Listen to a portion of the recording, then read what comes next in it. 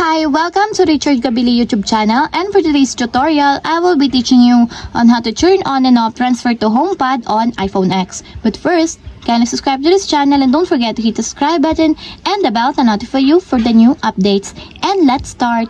Using your iPhone X from your home screen, first go to Settings. Then in the Settings, scroll down and click the General. Then in the General, click the AirPlay and Handoff. Then in the AirPlay and Handoff, find the transfer to homepod, and as you will see, there's a switch button on the right side of it. Then all you have to do is just click it to enable until it becomes green.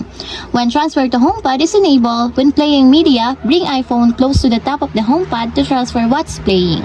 And if you want to disable or turn off, just click again the switch button. And that's it, we have successfully turned on and off transfer to homepod on iPhone X. If you have a question, kindly comment down below and don't forget to hit the subscribe button and the bell to notify you for the new updates. And thank you for watching!